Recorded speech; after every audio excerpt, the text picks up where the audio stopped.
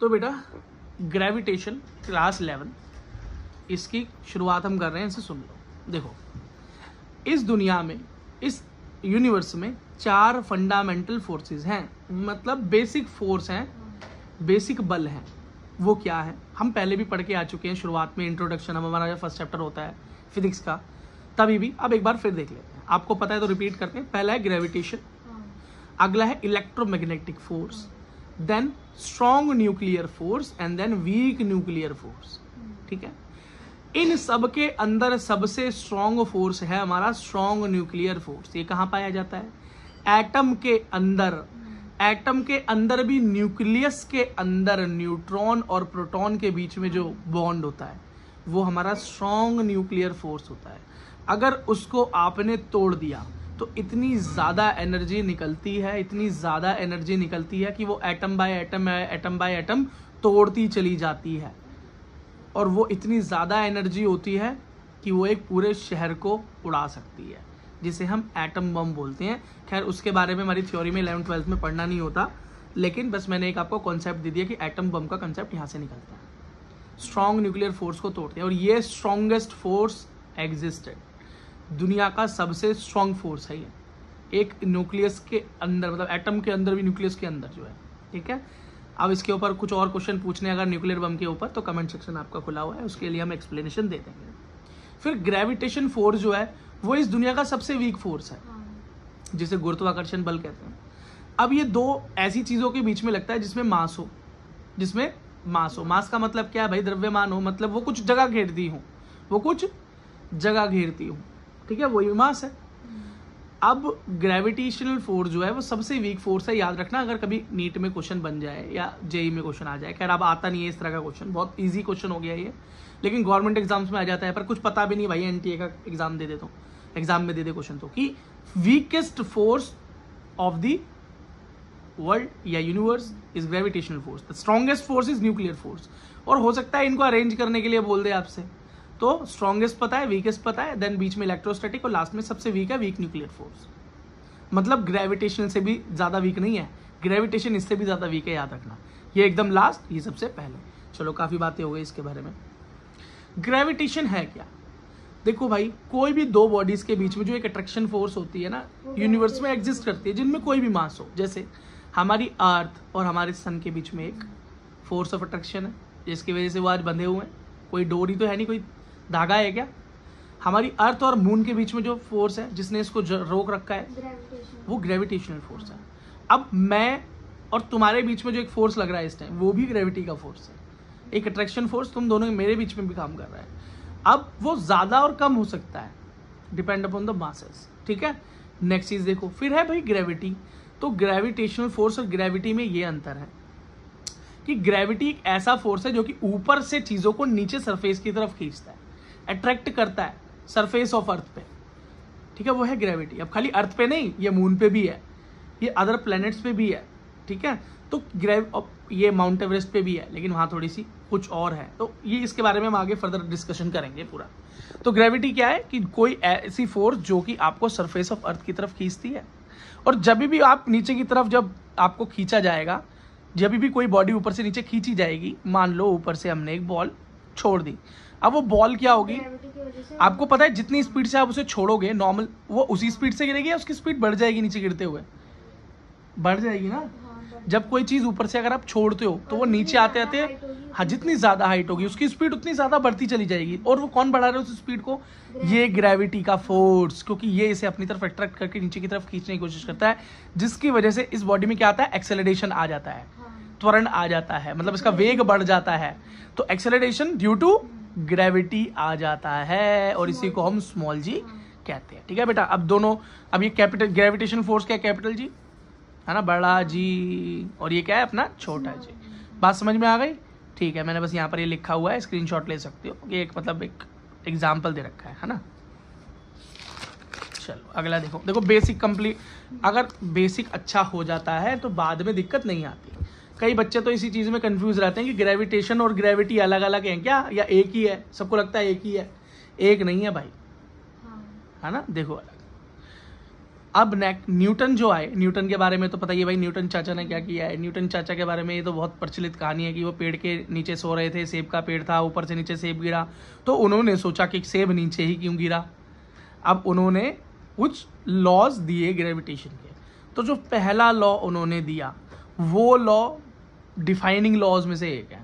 Defining law का मतलब क्या है, बड़े इंपॉर्टेंट लॉज में से एक है जिसका यूज आप न्यूमेरिकल में बहुत ज्यादा करने वाले हैं।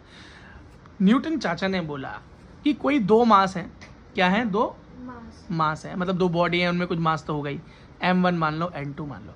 अब इन दोनों के बीच में जो फोर्स ऑफ अट्रैक्शन होगा ग्रेविटी की वजह से, वो ग्रेविटेशन का फोर्स कितना होगा उसे नापने का उन्होंने एक फॉर्मूला बनाया।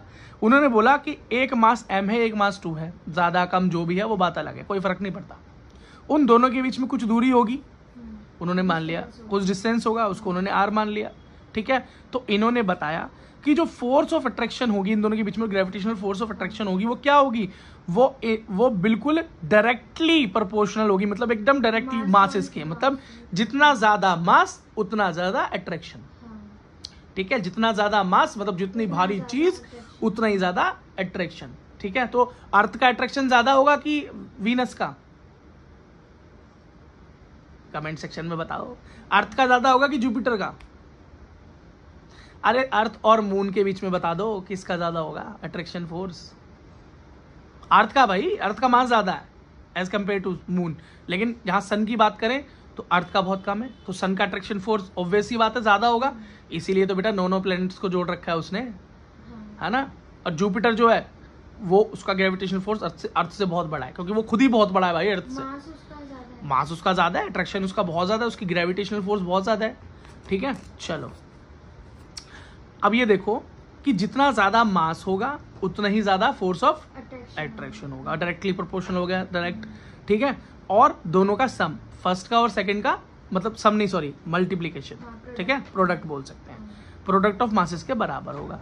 नेक्स्ट चीज देखो, लेकिन जो उनके बीच की डिस्टेंस होगी उसके इनवर्सली प्रोपोर्शनल होगा, उसके, वो भी किसके, उन दोनों के बीच की डिस्टेंस के स्क्वायर के इनवर्सली प्रोपोर्शनल। इनवर्स प्रोपोर्शनल का क्या मतलब होता है, इसका मतलब होता है कि जितनी डिस्टेंस बढ़ती चली जाएगी फोर्स ऑफ अट्रैक्शन कम होता चला जाएगा। क्या? जितनी डिस्टेंस बढ़ती चली जाएगी उतना फोर्स ऑफ अट्रैक्शन कम होता चला जाएगा, ठीक है। तो ये फॉर्मूला बनकर सामने आ गया। इस प्रोपोर्शनैलिटी को हटाने के लिए कांस्टेंट लगाना पड़ता है, तो यहाँ पर कांस्टेंट आ गया कैपिटल जी, फॉर्मूला बना F = G.m1m2 अपॉन में r²। और जब इस कांस्टेंट की वैल्यू फाइंड आउट की गई, प्रैक्टिकली करवाई जाएगी स्कूल में, तो वो 6.67 10⁻⁻11 newton metre square kilogram minus square, ठीक है भाई, याद रखना। और इसको हम यूनिवर्सल ग्रेविटेशनल कांस्टेंट भी कह देते हैं भाई, गुस्से में कह देते हैं, चलो इसे प्यार से भी कह देते हैं। ओके भाई देखो, प्रॉपर्टीज ऑफ ग्रेविटेशनल लॉ, भैया इस फोर्स की थोड़ी सी प्रॉपर्टी देख लो। ये सेंट्रल फोर्स है, याद रखना, दो बॉडीज के बीच में अगर ये लग रहा है तो ऐसा नहीं इनके सरफेस से, नहीं, इनके सेंटर से एक दूसरे को अट्रैक्ट करेगा। पहली चीज, it is a conservative force, path पे डिपेंड नहीं करता, पाथ डिपेंडेंट नहीं है भैया, सीधा अट्रैक्ट करता है, कोई दिक्कत नहीं है इसको। नेचुरल फोर्स है भैया, ये क्या है, नेचुरल फोर्स है, अलग से बनाई नहीं गई। G force does not depend upon the presence और absence of the third mass, मतलब तीसरी कोई बॉडी बीच में आ जाए तो उससे ग्रेविटेशनल फोर्स को बहुत ज्यादा कोई फर्क नहीं पड़ता है। एक और चीज समझ लो, न्यूमेरिकल्स के लिए काम आती है, shell theory. What is shell theory? Shell theory का मतलब है, मान लो एक बॉल है, होलो बॉल, होलो स्फीयर है, उसके और एक और छोटा सा मास है कोई, उन दोनों के बीच में अट्रैक्शन क्या होगी, फोर्स ऑफ अट्रैक्शन वही होगी जो न्यूटन चाचा ने बताया है, F = G m1m2 अपन में r²। लेकिन क्या हो कि ये जो मेरा मास है, इस मास को हमने उठा के सीधा इस होलो शेल के अंदर डाल दिया, तो अब इस कंडीशन के अंदर फोर्स क्या होगी, तो भाई इन दोनों के बीच में अट्रैक्शन फोर्स बचेगी कहाँ, ये r ही 0 हो गया, तुम्हारा डिस्टेंस ही खत्म कर दिया तुमने, तो इस मास को सीधा उठा के इसके अंदर डाल दिया। जब r ही 0 हो गया तो r यहाँ 0 रखोगे तो फोर्स ऑफ अट्रैक्शन क्या हो जाएगी, 0, because this mass become the part of this sphere. तो फिर भैया फोर्स ऑफ अट्रैक्शन बचेगी कहाँ, तो भाई इसलिए मैंने तुमको समझा दिया, हो सकता है कि बाद में कभी क्वेश्चन वोश्चन बने इस तरीके का, तो देख लो। अब एक और देख लो, अब सॉलिड स्फीयर की बात करें, सॉलिड स्फीयर के अंदर दोनों के बीच में फोर्स ऑफ अट्रैक्शन तो नॉर्मल वही होगा भाई, F = G m1m2 अपन में r²। यहाँ बड़ा m ले लिया, छोटा m ले लिया, मतलब अब M1 ले लो, M2 ले लो, मैंने कैपिटल M स्मॉल m ले लिया, कोई फर्क नहीं पड़ता। अब आपने क्या किया, इस मास को उठा के इसके अंदर एक डाल दिया, इसका हिस्सा बना दिया। अब यहाँ पर क्या बात है भाई, अब जब आपने इसके अंदर इसका हिस्सा बना दिया, हाँ देखो अब सुनो इसके अंदर क्या हुआ। अब इसके अंदर जो अट्रैक्शन फोर्स लगेगी या अब लगेगी इस मेन रेडियस और इसके बीच की रेडियस की, जहाँ पे आपने इसको डाला है। तो इसका फॉर्मूला बन के आता है 4/3 πr³ इंटू में रॉ, मतलब डेंसिटी, या डेंसिटी का फॉर्मूला लग जाता है और कुछ भी नहीं होता। ठीक है, ज़्यादा इसको टेंशन लेने वाली बात नहीं है। अगले देखो, वैल्यू ड्यू टू ग्रेविटेशनल या due to the acceleration due to gravity, मतलब स्मॉल जी जो है उसका फॉर्मूला क्या होता है। स्मॉल जी निकालने का फॉर्मूला क्या होता है, जरा ये देख लो। खैर जी की, स्मॉल जी की वैल्यू क्या होती है बोलो, 9.8। वेरी गुड वेरी गुड, ठीक है। हाँ हाँ हाँ, वेरी गुड वेरी गुड। वैसे 10 ले लेते हैं नॉर्मली। बाकी बेटा फोर्स ऑफ अट्रैक्शन का फॉर्मूला क्या है, F=G m1 m2 अपन में r²। ठीक है, अब जो फोर्स होता है, जो फोर्स लग कौन सा रहा है भैया, स्मॉल जी जब ऊपर से कोई चीज नीचे गिर रही है तो एक्चुअली फोर्स लग कौन सा रहा है, तो फोर्स भाई क्या है, मास इनटू एक्सेलरेशन होता है फोर्स। तुम्हें पता ही है फोर्स का फॉर्मूला, मैंने लगा दिया। और यहाँ पर एक्सेलरेशन हो कैसा रहा है भाई, ग्रेविटी वाला एक्सेलरेशन हो रहा है नीचे की तरफ। और याद रखना जब चीज ऊपर से नीचे आती है सरफेस ऑफ अर्थ की तरफ तो पॉजिटिव होता है जी, लेकिन अगर हमने बॉल उठा के ऊपर फेंक दी तो नेगेटिव होता है जी, हाँ, और रिटार्डेशन कहलाता है। ठीक है, तो यहाँ पर मैं जी लिख सकता हूँ एक्सेलरेशन की जगह पे। ठीक है, अब इस वाले m से ये वाला m कैंसिल हो गया, जी स्मॉल जी = G m/में r², बस हो गया। ये यहाँ से आप एक फॉर्मूला और निकाल सकते हो कि G m = G r², उधर चला जाएगा, कोई फर्क नहीं पड़ता, ये भी याद है तो काफी है।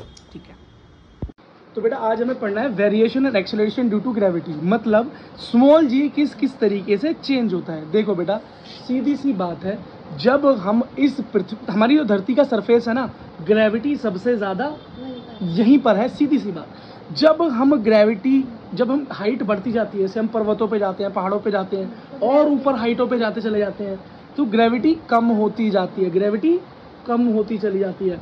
और जैसे ही हम धरती के नीचे जाने लगे तभी भी ग्रेविटी कम होने लगती है। तो मतलब जी जब हाइट इंक्रीज होती है तो ग्रेविटी डाउन होती है, और जब डेप्थ में जाते हैं, डेप्थ इंक्रीज होती है तभी भी, हाँ, तो भी डिक्रीज होती है। ठीक है बेटा, एक चीज और देखो जरा, एक इंपॉर्टेंट बात आपके लिए, जैसे अर्थ है, अर्थ के दो छोर होते हैं, पोल जिसे बोलते हैं नॉर्थ एंड साउथ।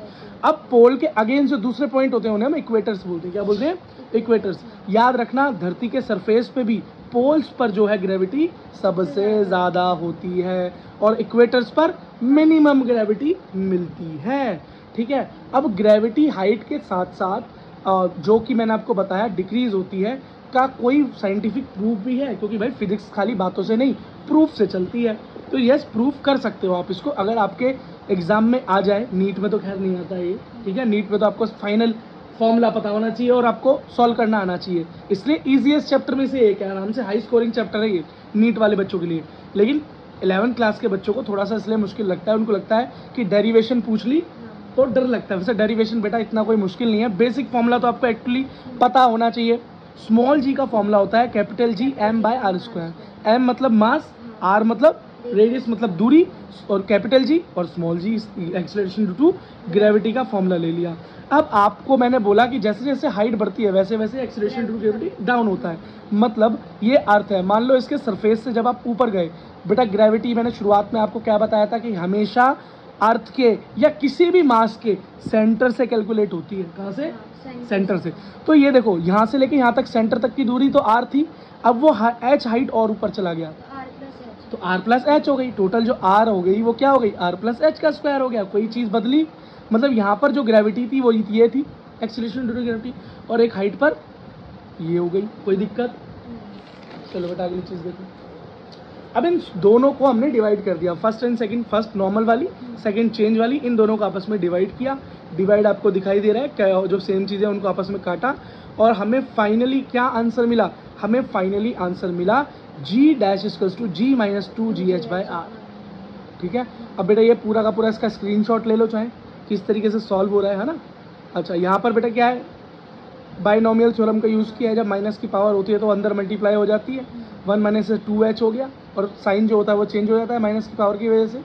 सेम उसी तरीके से हमने इसे सॉल्व किया है। वैसे बाइनोमियल थ्योरम आपको आती होगी, नहीं आती तो भाई इतना याद रखा, माइनस पावर वाले में इस तरह से मल्टीप्लाई अंदर हो जाता है, और ये फाइनल फॉर्मूला हमारे पास निकल कर आ गया। आगे देखें, अगर ये नोट्स चाहिए ना, रिटर्न नोट्स, तो ये रिटर्न नोट्स टेलीग्राम पे डाल देंगे, कमेंट में पूछ लेना कि भैया नोट्स चाहिए ये आपके।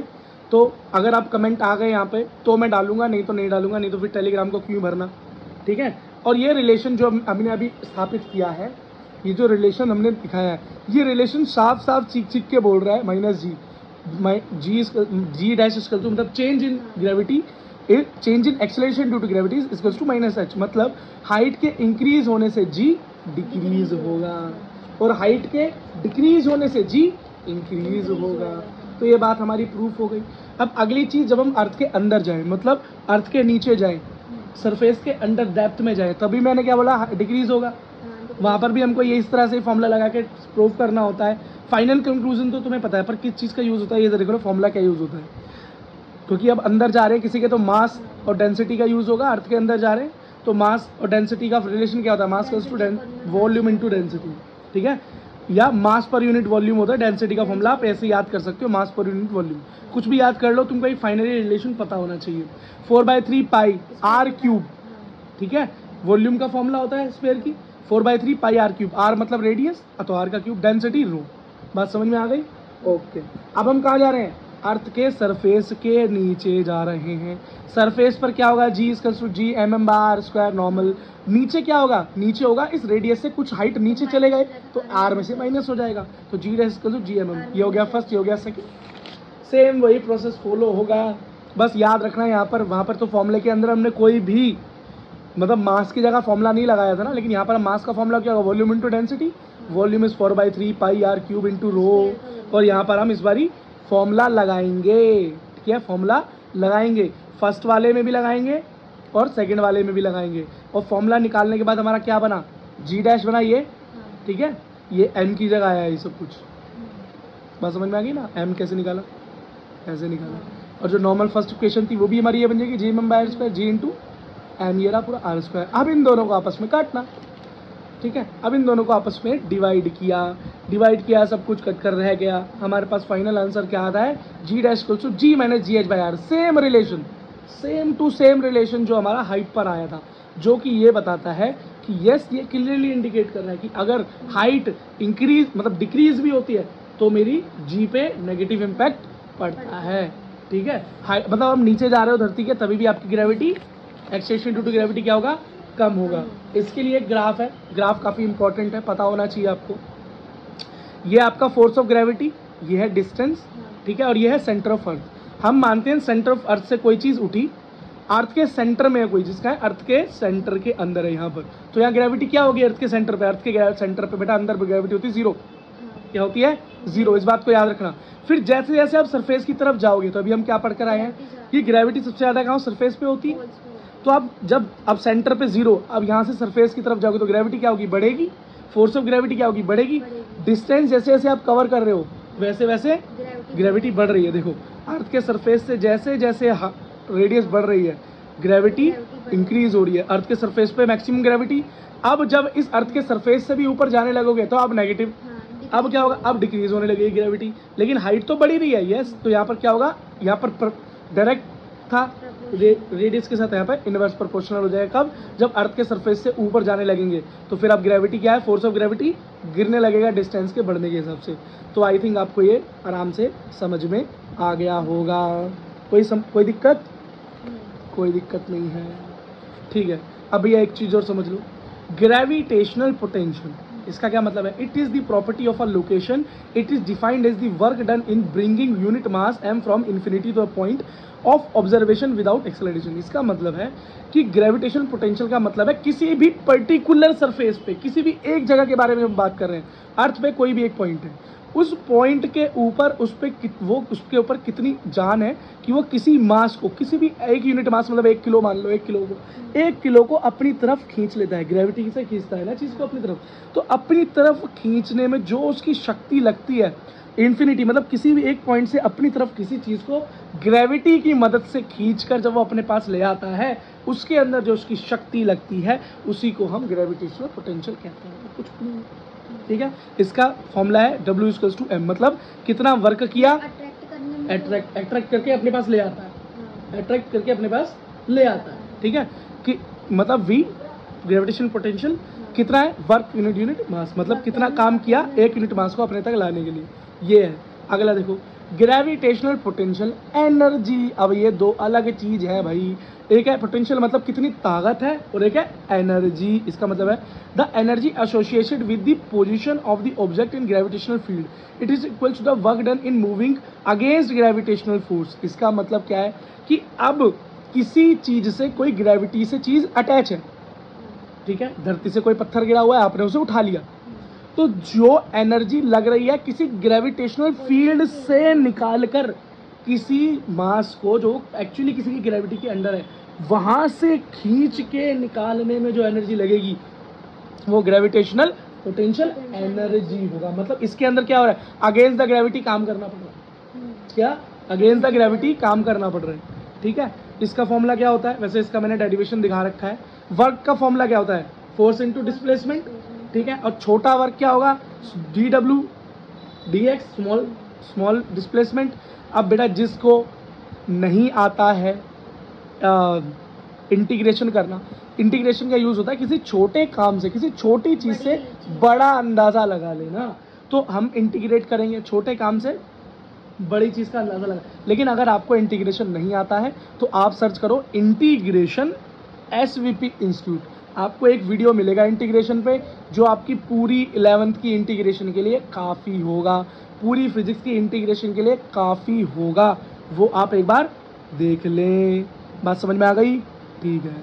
अच्छा, ये mm/x² कहाँ से आया, gmm/x², मतलब जो ये फोर्स है कौन सा, ग्रेविटी का फोर्स है ना, वो ग्रेविटी फोर्स क्या था gmm/x² या r² कह लो, कोई दिक्कत नहीं। जब बेटा आप इसका इंटीग्रेशन करेंगे तो इंटीग्रेशन के स्टेप्स हैं जो यहाँ पर फॉलो हो रहे हैं, लिमिट्स और इंटीग्रेशन के स्टेप्स हैं, जिससे कि आपको एक फाइनल फॉर्मूला मिलेगा वर्क इक्वल्स टू -gmm/r, ठीक है।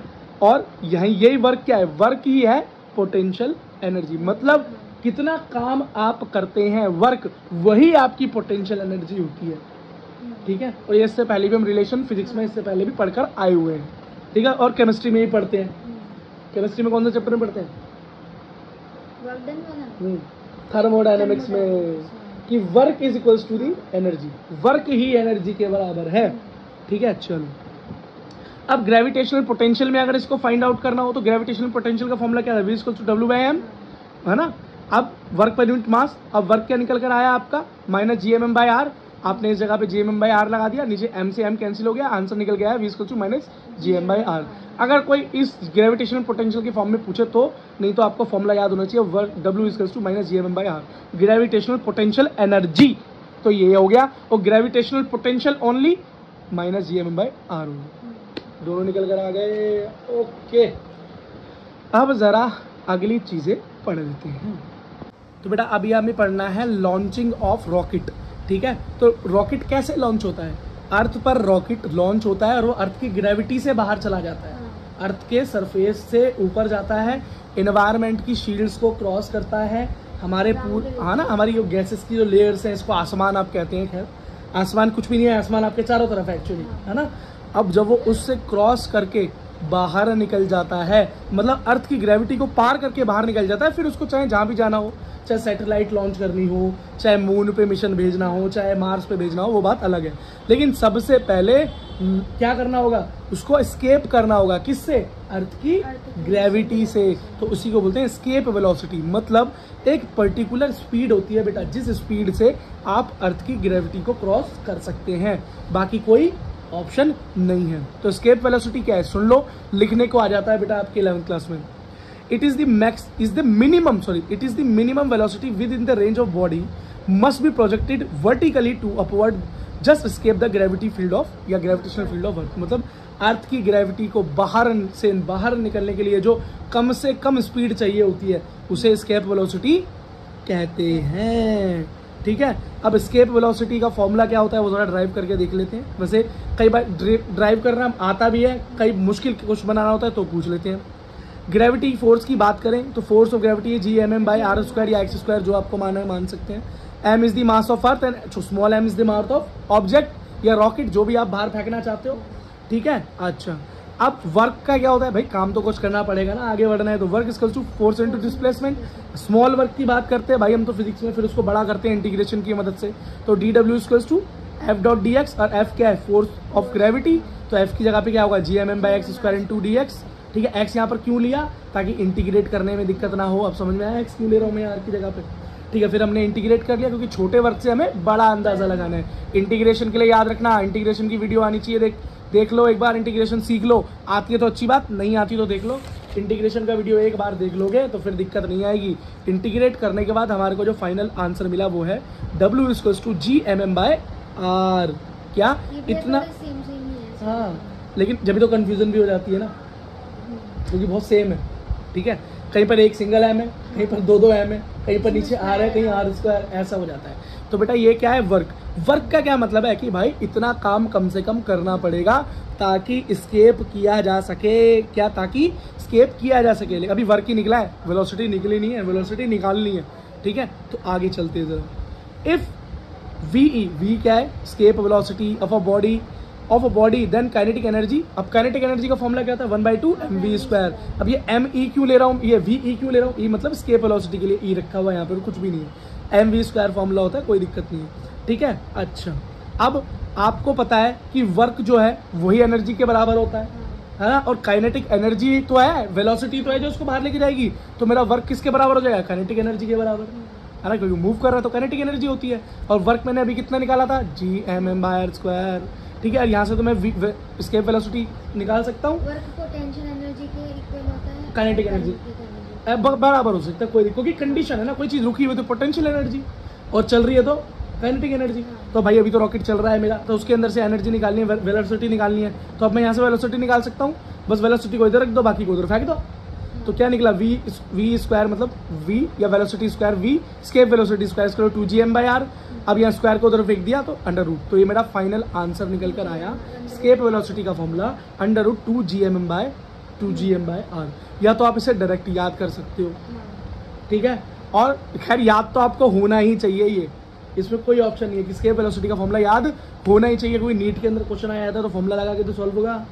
और कई बार क्या होता है, आपके टीचर, स्कूल टीचर एग्जाम में आपसे बोलते हैं कि स्केप वेलोसिटी को ड्राइव करके देख लो। अगर आपके टीचर आपको इंपॉर्टेंट बताया तो ड्राइवेशन सीख लो, जो कोई ज़्यादा मुश्किल तो है नहीं। वर्क निकालना है, वर्क को काइनेटिक एनर्जी के बराबर कर देना है, और फिर तो कुछ बचा ही नहीं इसके अंदर। और आप इसे डायरेक्ट याद कर लोगे तभी तो आपको पता चलेगा मेरा डेरिवेशन सही हुआ है नहीं। ठीक है, अच्छा, अगर यहाँ पे स्मॉल जी की फॉर्म में पूछ लें, स्केप वेलोसिटी को स्मॉल जी की फॉर्म में पूछ लें, कैपिटल जी की फॉर्म में ना पूछे तो कोई बात नहीं, स्मॉल जी का फॉर्मूला लगा देंगे तो कट के निकल कर आएगा अंडर रूट 2g।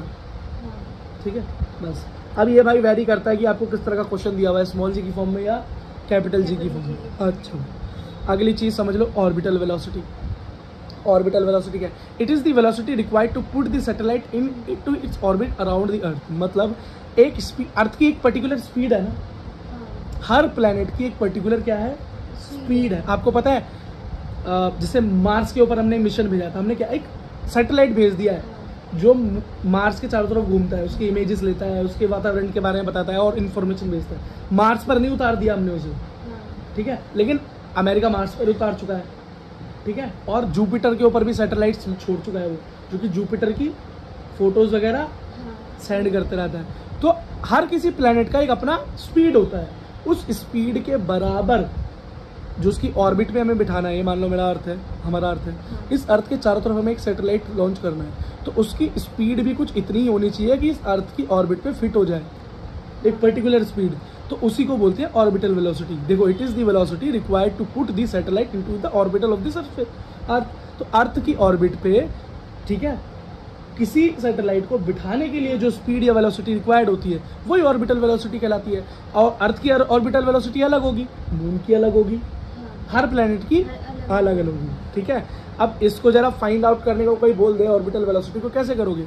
तो फोर्स तो तुम्हें पता ही है भाई कि फोर्स कितना लगेगा किसी भी सैटेलाइट पे, फोर्स को GMM बाय आर स्क्वायर है ना। जी बड़ा एम क्या अर्थ का, अगर अर्थ ले रहे हो, और छोटी एम क्या होगा आपका सैटेलाइट। अब ये R+H क्यों हो गया? क्योंकि भाई जो भी सैटेलाइट है वो अर्थ पे कुछ हाइट पे ही तो है ना, उस रेडियस से कुछ हाइट पे ही तो है, तो टोटल R+H स्क्वायर। तो इतनी बात तो समझ में आ गई, कोई दिक्कत नहीं है। The centripetal force required by satellite to keep in, इसका मतलब क्या है? भाई हर सैटेलाइट जो किसी भी प्लेनेट से जुड़ती है वो एक सेंट्रीपिटल फोर्स से जुड़ती है। सेंट्रीपिटल मतलब टुवार्ड द सेंटर। अब वो तो दिख ही रहा है भाई, उससे कुछ ना कुछ ग्रेविटी का कांटेक्ट तो है, तभी तो वो सैटेलाइट रुका हुआ और घूमेगा ना। आज जो मून है अर्थ के चारों तरफ रिवॉल्व करता है, कोई रस्सी से वो रिवॉल्व करता है क्या? कोई फोर्स ऑफ अट्रैक्शन है, यही सेंट्रीपिटल फोर्स है जो कि सेंटर की तरफ मून को अलाइंड रखता है ताकि मून अपनी उस ऑर्बिट को छोड़ के ना भाग जाए। ठीक है ना? ओके। क्या होगा अगर कोई कॉमेट वगैरह टकरा जाए मून से और वो उस ऑर्बिट से थोड़ा बहुत इधर उधर हो जाए, तो क्या मून इधर उधर भाग सकता है? नहीं। बिल्कुल भाग सकता है यार, क्यों नहीं भाग सकता? फोर्स ऑफ अट्रैक्शन तो अरे तो कोई उस पर कमेट, अगर उस पर कॉमेट आया है बहुत बड़ा, कोई उल्का पिंड आकर मून से टकरा जाए बहुत बड़ा, तो क्या होगा? वो मून को उसकी ऑर्बिट से हटा सकता है ना। अगर मून अपनी ऑर्बिट से हट गया तो अर्थ पे कोई फर्क पड़ेगा? बिल्कुल पड़ेगा, बिकॉज बेटा हाँ, क्योंकि अर्थ ही खाली ग्रेविटी नहीं लगाती मून पे, मून भी अपनी ग्रेविटी लगाता है अर्थ पे, जिसकी वजह से ओशंस में फ्लो होता है। ओशंस में जो टाइड्स आती हैं वो मून इफेक्ट करता है। इवन ह्यूमन बॉडी के ऊपर भी बहुत बड़ा इम्पैक्ट है सन का, सॉरी मून का, सन का तो है ही। तो ये समझ लो कि अर्थ के ऊपर जो लाइफ है वो बहुत ड्रास्टिकली अफेक्ट हो जाएगी अगर मून अपनी ऑर्बिट से हिल गया तो। ठीक है, बस समझो कि जो भी चीज़ें इस टाइम बनी हुई है ना, एक सिस्टम जो बना हुआ है, वही इस अर्थ पे लाइफ को फॉर्म कर रहा है। अगर अर्थ अपनी ऑर्बिट से हिल जाती है या अर्थ अपने एक्सिस पे इधर उधर हो जाती है तो भी हमें दिक्कत का सामना करना पड़ेगा। चलो भाई अगली चीज़ सुनते हैं जरा। तो सेंट्रीपिटल फोर्स का फॉर्मूला होता है mv²/r। तो r की जगह तो r+h ही लगेगा और वो फोर्स के बराबर ही होगा, क्योंकि भाई एक फोर्स इधर नहीं, अर्थ से ज्यादा इम्पोर्टेंट, अर्थ पर जो लाइफ है, अर्थ पर जो लाइफ है ना बेटा, वो कहीं ना कहीं सन, मून और अर्थ की पोजीशन, अर्थ का रोटेशन, इन और सूरज से कितना दूर है हम, वो सारी चीजें मिलकर अर्थ पर लाइफ बनाई है। नहीं तो सारी चीजें तो दूसरे प्लैनेट्स के पास भी है ना, हमसे बड़े भी हैं, है ना, रिसोर्सेज भी हैं उनके पास, बेटा लेकिन वो एक लाइफ को फॉर्म नहीं कर पाए, ऐसी कंडीशन वहाँ नहीं है। वो लाइफ फॉर्म इसलिए नहीं कर पाए क्योंकि उनके पास ये आइडियल कंडीशंस नहीं थी जो अर्थ को मिल पाई। एग्जैक्ट बढ़िया डिस्टेंस मिला है सन से, सब कुछ एकदम पिक्चर परफेक्ट है भाई। और फिर इसलिए तो हम मजबूर हो जाते हैं कि हाँ भाई कोई ना कोई तो क्रिएटर है। अब कुछ लोग इस क्रिएटर की बात में बिलीव नहीं करते, कुछ कहते हैं कि भाई सब कुछ एक इंतफाक है, सब कुछ एक एक्सीडेंट है जो हो गया है, बिग बैंग एक एक्सीडेंट है, उस एक्सीडेंट के चक्कर में इस तरह की कंडीशंस बनी कि ऐसा हो गया है। कुछ लोग इस बात में विश्वास करते हैं और कुछ लोग कहते हैं नहीं, कोई ना कोई क्रिएटर है। खैर इसके ऊपर एक अलग डिबेट कर सकते हैं, आपके इस चैप्टर से इस बात का कोई लेना देना नहीं है ना। ठीक है, बच्चे भी कहेंगे क्या यार फिलोसफी झाड़ रहे भैया। चलो हाँ, क्या हुआ? हाँ बेटा देखो, तो मैंने आपको क्या बताया, एक फोर्स लग रहा है पर ग्रेविटी का, दूसरा लग रहा है सेंट्रीपिटल फोर्स, और दोनों क्या इक्वल फोर्सेज है। क्या है? इक्वल फोर्स है, इसलिए तो वो भागता नहीं है। जब आप एक लट्टू घुमाते हो हाथ में या लंगड़ घुमाते हो, रस्सी बांध के पत्थर को घुमाते हो हाथ से, तो जितना फोर्स आप हाथ की तरफ लगता है वो उतना पत्थर भी अपनी तरफ लगा रहा होता है, और वो दोनों फोर्स बैलेंस होते हैं तब वो घूमता है, तब वो घूमता है। आप एकदम से उस पत्थर को छोड़ दो, उस रस्सी को छोड़ दो, तो पत्थर उसी डायरेक्शन में भाग जाएगा जिस डायरेक्शन में आप उसे छोड़ दोगे, क्योंकि दो फोर्सेस लग रहे हैं पत्थर पे, एक सेंट्रीफ्यूगल मतलब आप सेंटर से दूर, और एक सेंट्रीपिटल जो आप अंगूठे से लगा रहे हो, उस उंगली से अंदर की तरफ खींच रहे हो। ये दो तरह के फोर्सेस लगते हैं, दोनों एक दूसरे को बैलेंस करके रखते हैं। जब इन दोनों को हमने एक साथ रखा और दोनों को सॉल्व किया तो हमें एक वेलोसिटी फाइंड आउट हुई जो है √g/r²/h। बाकी का आप स्क्रीनशॉट ले लो, रिटर्न नोट चाहिए तो टेलीग्राम चैनल पर मिल जाएंगे, कमेंट करना तो मिलेंगे, नहीं तो नहीं मिलेंगे। ठीक है, चलो ये फॉर्मूला हो गया आपका, है ना, ऑर्बिटल वेलोसिटी का। व्हेन सैटेलाइट रिवॉल्व, जब कोई सैटेलाइट अर्थ के बहुत ज़्यादा पास रिवॉल्व करे तो उस केस के अंदर हम जो h है ना, हाइट जो है उसकी, उसको नेगलेक्ट मान लेते हैं, है ना। तब h को हटा दिए, h को हटाने के बाद आपका फॉर्मूला क्या बनेगा, v=√gr। ठीक है, तो पोलर सैटेलाइट जो होती हैं वो इसी तरह की होती हैं, अर्थ के सरफेस के काफ़ी पास होती हैं। अब बेटा टाइप ऑफ सैटेलाइट्स देख लो। सबसे पहली सैटेलाइट है जियो सैटेलाइट। ठीक है, जियो सैटेलाइट को हम सिंक्रोनाइज सैटेलाइट भी कह देते हैं, क्योंकि ये पृथ्वी के साथ साथ रोटेट करती हैं, जैसे टीवी, फोन, etc। क्यों भाई अर्थ के साथ साथ क्यों रोटेट करती हैं? जैसे मान लो भारत ने एक सैटेलाइट लॉन्च की ताकि वो टीवी चैनल्स दिखा सके या फोन कॉल्स दिखा सके। अब अर्थ रोटेट हो गया, अब उसकी जगह कोई दूसरा देश आ जाएगा, सैटेलाइट तो वहीं बनी हुई है, मान लो ये इधर, यहाँ हमने सैटेलाइट छोड़ी है, अर्थ भारत था, अब ये अर्थ रोटेट हो गई, यहाँ पर कोई और कंट्री आ गई, सैटेलाइट यहाँ रह गया, अर्थ का सिग्नल गायब, उसका भारत का सिग्नल गायब हो जाएगा। ऐसा तो फिर ये कैसी सैटेलाइट है, भारत रोटेट हुआ तो भारत के साथ साथ घूमती है, तो ये जियो सैटेलाइट्स हैं, टीवी फोन इत्यादि के लिए काम आती हैं। ठीक है, पोलर सैटेलाइट क्या है अगली? पोलर सैटेलाइट का मतलब होता है कि ये भैया पूरी तरीके से अर्थ के चारों ओर रोटेट करती है, अर्थ के pole to pole, pole to पोल, पोल पर इस तरीके से पोल टू पोल रिवॉल्व करती हैं। ठीक है, अर्थ के साथ रिवॉल्व नहीं करती, अर्थ का ही पोल टू पोल चक्कर मारती हैं। तो जिस ये सैटेलाइट्स कौन सी होती हैं, ये स्पाई करने वाली की, अब जैसे अमेरिका चाहता है कि भारत के ऊपर नजर रखे तो भारत के ऊपर भेज देगा अपनी सैटेलाइट, है ना। भारत चाहता है कि हम किसी और देश पे नजर रखें तो वो हम किसी और देश के पास पहुंच सकते हैं, है ना। अब गूगल मैप्स, मौसम, है ना, कि आज वहां पर किस तरह का मौसम है, तो ये पोलर सैटेलाइट से काम करती हैं। गूगल मैप पे जो इमेजेस देखते हो ना ज्यादातर, सब पोलर सैटेलाइट का काम है भैया। मजा आ रहा होगा, चैप्टर इजी है वैसे। अर्थ का रेडियस देख लो कितना है, 6400 किलोमीटर। ठीक है, अब एनर्जी ऑफ अ सैटेलाइट, एक सैटेलाइट कितनी एनर्जी लेकर अपने साथ रिवॉल्व करती है। ठीक है, एनर्जी कितनी होती है एक सैटेलाइट में, इतना याद रखना कि कैसे निकालते हैं। सबसे पहले दो तरह की एनर्जीज होती है भाई, एक होती है पोटेंशियल एनर्जी और दूसरी होती है काइनेटिक एनर्जी। तो नॉर्मल बात करें, जिस एनर्जी से कोई सैटेलाइट बाइंड होता है किसी भी चीज से, वो -gmm/r होती है, हम पहले निकाल चुके हैं। ठीक है, अब वो मूव कर रहा है तो काइनेटिक एनर्जी होगी, दोनों एनर्जी एक दूसरे के सामने रख दो आप। काइनेटिक एनर्जी क्या होती है, 1/2 mv²। ठीक है, 1/2 mv²। अब सेम टू सेम आप चीजें इसके अंदर रख सकते हो। देखो, टोटल एनर्जी कभी भी किसी चीज की निकालनी हो ना, खाली इस चैप्टर की बात नहीं कर रहा मैं, जब भी किसी की टोटल एनर्जी निकालनी हो, उसकी पोटेंशियल एनर्जी और काइनेटिक एनर्जी को जोड़ देना। पोटेंशियल एनर्जी निकल आई, काइनेटिक एनर्जी निकल आई, इन दोनों को जब हम कंबाइन करेंगे तो हमारे पास निकल कर आता है E= -1/2 gmm/r। यही है भाई सैटेलाइट की क्या है, टोटल एनर्जी। बात खत्म। ठीक है, अगला देखो, बाइंडिंग एनर्जी। नाम कुछ और है, काम कुछ और है। ठीक है, बाइंडिंग एनर्जी का मतलब क्या है कि अगर एक सैटेलाइट को ऑर्बिट से हटाना है, जो कि अर्थ की, मान लो कोई और ये अर्थ है, अर्थ की ऑर्बिट में कोई सैटेलाइट घूम रही है, हम कह रहे हैं बहुत टाइम हो गया, पुरानी होगी, भगाओ, हमें इसे हटाना है, तो हम क्या करेंगे, इसको एक एनर्जी दे देंगे जिससे कि क्या होगा, ये अपनी ऑर्बिट को छोड़ देगी। उसको ही बोलते हैं बाइंडिंग एनर्जी। तो बोलेगी भैया नाम तो बाइंडिंग है, जुड़ने ऐसा नाम है, टूटने वाला काम है। तो ऐसे याद रखना है बेटा, नाम जुड़ने का और काम टूटने का है। कि हम अब अर्थ किसी एनर्जी से, सॉरी, कोई सैटेलाइट किसी एनर्जी से तो इस अर्थ के चारों ओर लगी हुई है। एनर्जी का फॉर्मूला अभी हमने निकाला, -gmm/r। ठीक है, 1/2 gmm/r निकाला। उस एनर्जी से कोई भी सैटेलाइट जुड़ी होती है, छोटी हो चाहे बड़ी, अब उसे हटाने के लिए कुछ एनर्जी देनी पड़ेगी। तो मैं उतनी ही एनर्जी क्यों ना दे दूं उसको, प्लस में, प्लस और माइनस आपस में कैंसिल हो जाएंगे, कुछ बचेगा ही नहीं। ठीक है, तो बाइंडिंग एनर्जी होती क्या है, बाइंडिंग एनर्जी ऐसे भी हटा सकते हैं कि कैंसिल आउट करके, यही तरीका, ज्यादा देके वो हायर से, यही तरीका, और कोई तरीका नहीं। इतनी एनर्जी दे दो, -gmm/r²। ये क्या है, -gmm/r², यहाँ दे दो +gmm/r²। माइनस प्लस आपस में कैंसिल आउट हो जाएंगे, कुछ बचेगा ही नहीं, जीरो हो जाएगा। तो क्या होगा, वो ऑर्बिट को छोड़ देगा, ऑर्बिट को छोड़ देगी अपनी, या तो नीचे गिर पड़ेगी या ऊपर चली जाएगी। और नीचे नहीं गिराया था कोई सैटेलाइट को, किसी के सर पर आकर पड़ गई, किसी देश में गिर गई तो लड़ाई चालू हो जाएगी, है ना। अब पता लगा हमने सैटेलाइट को गिरा दिया, अब वेस्ट हो गई थी, पता चला भाई वो जाकर पाकिस्तान में गिर पड़ी, है ना। अब वहाँ किसी इंपॉर्टेंट जगह गिर गई और लड़ाई चालू हो गई, गड़बड़ हो जाएगा ये तो, है ना। तो इसलिए क्या करते हैं, उसको उड़ा ही देते हैं, मतलब अंतरिक्ष में ऊपर स्केप कर देते हैं, वहीं घूमती रहती है वो। फिर आप बोलोगे भैया इसका मतलब अंतरिक्ष में कूड़ा कर रहे हैं लोग। बिल्कुल भैया, कूड़ा कर रहे हैं लोग। नेक्स्ट वीडियो के अंदर हम करेंगे, या नेक्स्ट जो स्टेप है वो है Kepler's law of planetary motion. Last topic chapter खत्म। चलो बच्चों, आज हमें पढ़ना है Kepler's law of planetary motion. इसका मतलब प्लैनेट मोशन कैसे करते हैं सन के अराउंड।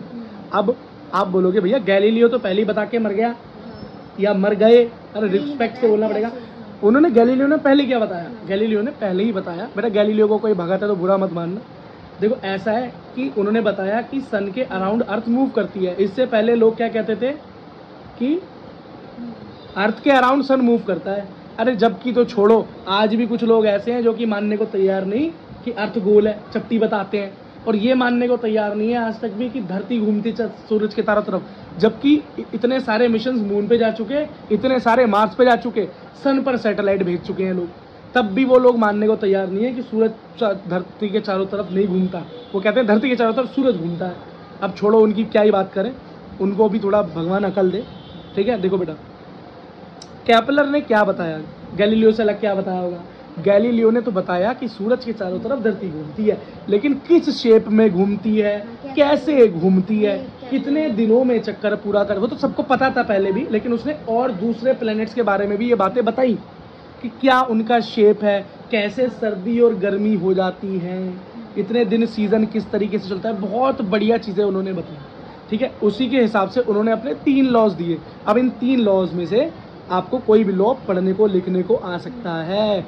नीट में केपलर लॉ से ज़्यादा क्वेश्चन नहीं आते, लेकिन आपके स्कूल वालों को केपलर लॉ बहुत पसंद है, ठीक है। तो यहाँ से हमेशा एक क्वेश्चन आ जाता है। सबसे पहला केपलर ने बताया कि जो भी प्लैनेट सन के अराउंड घूमता है वो इलिप्टिकल ऑर्बिटल में घूमता है, गोल गोल नहीं घूमता। मतलब कोने चपटे चपटे होते, अंडे का शेप देखा है, चपटा भी नहीं होता लेकिन थोड़ा सा छोटा होता है, तो दोनों तरफ से अंडा हो गया, ये समझ लो। उसे बोलते हैं इलिप्स। क्या बोलते हैं? इलिप्स, है ना। 11th के अंदर भाई पढ़ना पड़ता है, मैथ्स में भी, इलिप्टिकल ऑर्बिटल। अब देखो इसका एक फोकस तो ये बन रहा है, 10th क्लास में पढ़ा था ना फोकस। हाँ, एक फोकस ये बन रहा है, हम इसे एक्सिस भी कह देते हैं, है ना, एक्सिस भी कह सकते हैं इसको। देखो भाई, पहली बात समझ में आ गई, यही पहला लो है और कुछ भी नहीं। अगला देखो, और याद रखना जो सन है ना, सन वो बीचों बीच नहीं रखा होता, वो भी कहाँ रखा होता है? बोलो, वन फोकस पे, किसी एक फोकस की तरफ, बीच में। देखो ना, बीचों बीच नहीं है, साइड में। अब बेटा यहीं से आपको पता चलेगा, जब अर्थ है ना सूरज के पास पहुंच जाती है घूमते घूमते, तो गर्मियां बढ़ जाती है, मई जून में हो, और फिर अर्थ जैसी धीरे धीरे बाहर जाने लगती है तो बरसात, और फिर ठंड आ जाती है, और दिसंबर 25 को यहाँ होती है अर्थ, बिल्कुल ठंडा काला रात मौसम, लंबी लंबी रातें, और फिर धीरे धीरे धीरे धीरे दोबारा सन के पास पहुंच जाती है, मई जून जुलाई, और गर्मियों की छुट्टी और बहुत ज़्यादा गर्मी। अब भी अर्थ सन के इधर आजू बाजू अगल बगल है, दूर दूर आ गई है, लेकिन इतनी दूर नहीं आई है अभी टाइम लगेगा, फिर अक्टूबर में यहाँ तक आ जाएगी, फिर और नवंबर में फिर यहाँ पहुँचेगी, और फिर दिसंबर में तो ओके रिपोर्ट काम हो जाता है। दूसरा बोला भाई लॉ ऑफ एरिया। क्या? Law of area. इसके अंदर एरिया का यूज़ करते हैं ट्रायंगल का, अभी दिखाऊंगा कैसे बनता है ट्रायंगल। इसका मतलब है, अगले पेज पे ही बता देता हूँ क्या मतलब। देखो, ये बताता है कि प्लैनेट चाहे सन के पास हो, इलिप्टिकल ऑर्बिटल, या तो सन के पास हो या सन से कितना ही दूर हो, वो जितनी भी देर चलेगा, जितनी भी टाइम मोशन करेगा, एरिया इक्वली ट्रेवल करेगा, एरिया इक्वली ट्रेवल करेगा, चाहे वो सन के पास हो तभी भी, चाहे सन से दूर हो तभी भी। ऐसा क्यों? जब सन से दूर होता है ना प्लैनेट, तो उसका क्या होता है? स्पीड कम हो जाती है। ये केपलर ने बताया, मैं नहीं बता रहा। स्पीड क्या हो जाती है? कम हो जाती है। और जब सन के पास होता है तो स्पीड तेज हो जाती है, तेज स्पीड। इसका मतलब यहाँ पर जब सन के पास होगा तो प्लैनेट कम टाइम में ज्यादा एरिया कवर करेगा, और यहाँ दूर होगा तो कम टाइम में कम एरिया कवर करेगा। लेकिन आप देख रहे हो कि यहाँ से लेकर यहाँ तक कितना लंबा एरिया बन रहा है, एक बड़ा ट्रायंगल बन रहा है, तो जब एरिया कैलकुलेट करोगे तो ज़्यादा तो बन ही जाएगा, लेकिन वो यहाँ पर कवर अप कर लेता है। यहाँ पर कैसे कवर अप कर लेगा? कि ज़्यादा डिस्टेंस कवर कर जाएगा, ऐसे कवर अप कर लेता है। बात समझ में आ गई? ठीक है बेटा, यही बताया उन्होंने, हाँ सिर्फ यही बताया। ये मैंने इसका बेटा एक डेरिवेशन दिखा रखा है ना, और ये कुछ भी नहीं है भाई, ये एरिया ऑफ ट्रायंगल दिखा रखा है सिर्फ और सिर्फ, कुछ भी नहीं है। एरिया ऑफ ट्रायंगल दोनों तरफ आपको पता ना, 1/2 हाइट बेस इनटू हाइट, और कुछ भी नहीं है नया। सीधी सी बात याद रखना, एंगुलर मोमेंटम यहाँ पर कहाँ से आ गया? क्योंकि जब कोई चीज़ चलती है तो एक मोमेंट आ जाता है ना उसके अंदर, फिर वो चलती रहती है उस चीज़ के अंदर, वो है। चलो एक चीज़ हो जाती है, लास्ट चीज़, बिल्कुल last, law of time period. इसका क्या मतलब है? कि टाइम जो होगा, टाइम जो होगा, ठीक है, टाइम जो होगा जो उसका स्क्वायर है, वो हमेशा हमेशा किसके बराबर होगा? Is directly proportional to the square of period of the revolution. मतलब टाइम पीरियड का स्क्वायर is directly proportional to the square of the semi major, cube होगा यार, स्क्वायर लिख दिया, cube of semi major axis. अब मेजर एक्सिस क्या है? ये रही, बस इस एक्सिस के, ये रिलेशन याद होना चाहिए तुम्हें। थर्ड लॉ में क्वेश्चन आ जाता है बहुत छुटपुट, छोटा मोटा हल्का फुल्का क्वेश्चन यहाँ से आ जाता है, और मैंने इसका एक प्रूफ दे रखा है, आप इसका स्क्रीनशॉट ले लो, बहुत आसान सा प्रूफ है, ठीक है। दोनों तरफ वही दिखा रखा है भाई कि centripetal force equals to height और वहाँ से हमने वेलोसिटी का फॉर्मूला निकाला है। बहुत ईजी है, बहुत ईजी। ठीक है, डेरिवेशन खैर कोई पूछता नहीं है।